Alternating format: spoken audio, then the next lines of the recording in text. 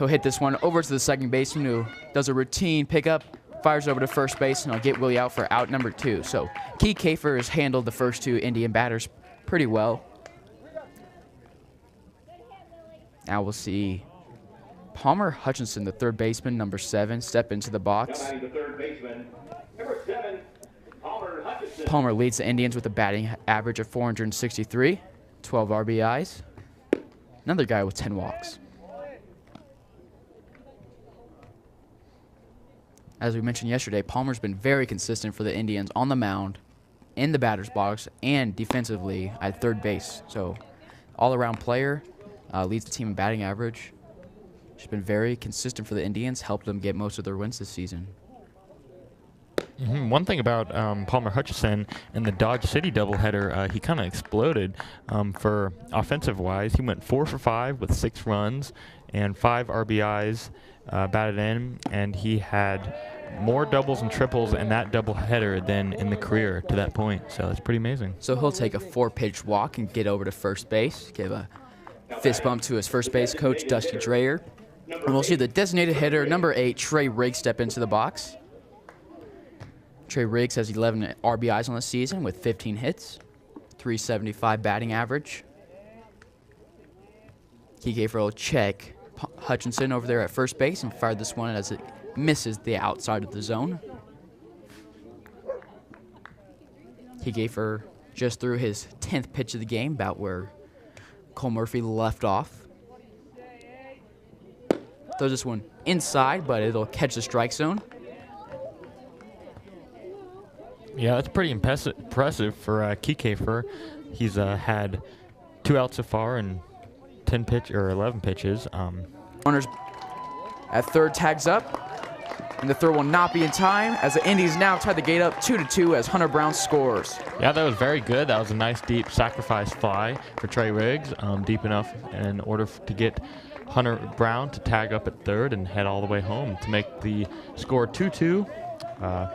Salina Central and Hayes both tied. So we'll see Cody Peterson step into the box.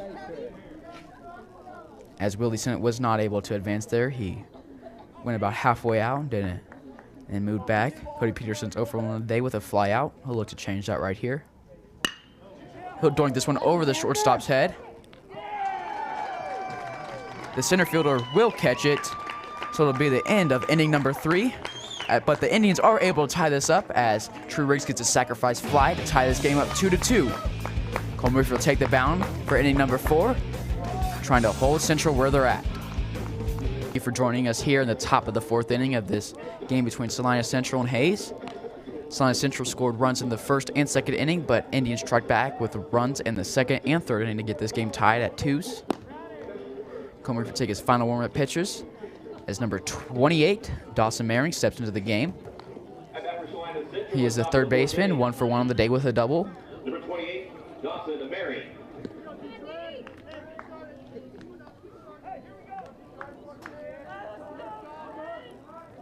Aaron will take his time to get in the box. Cole Murphy looks like he's ready out there on the mound. Murphy going to his windup.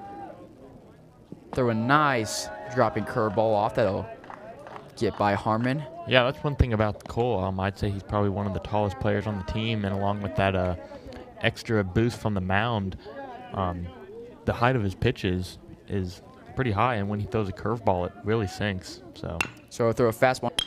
This will be fouled over to the right side of the field. Van Pelt is racing over to get it. He will not be able to. So it'll be a 2-2 count here. That foul ball was kind of in a dead spot. It was a little too far up for the right fielder to get it, but a little too far back for Trey Van Pelt, the first baseman. So we'll see Willie Sennett throw his 6th pitch right here. As there is a time to allow the infield to get readjusted. Willie fires in the 2-2 pitch. Misses inside and high. Pitch had some nice drop on it. Hopefully he can get that next pitch when he tries to throw that to fall in the zone. This one will be in the strike zone, but it'll be grounded foul over towards third base. So a full count with nobody out. Hays High Indians really need some magic here as they are down 5 runs in the final inning. Yeah, I was just thinking that. They really can't afford to give up any more runs. It's going to be hard enough scoring 5 runs in the bottom of the 7th as is, but they really got to play some stellar defense here. And this will get by shortstop Cody Peterson and Palmer Hutchinson at third. So we'll have a leadoff single, and we'll see number 28 Dawson Marion come up. 1 for 3 in the day with a double, ground down to fly out. Maybe the Indians can repeat what they've done earlier in the Diamond Classic where they scored 9 runs in an inning a few times, but now they're facing Salina Central. Salina Central is a very good team, so it's doubtful that will happen. As they will You never know, though. That is true. 28, Dawson Murray. Maybe you could oppo jinx them like you did the other team. You said something wouldn't happen. And it It did. did.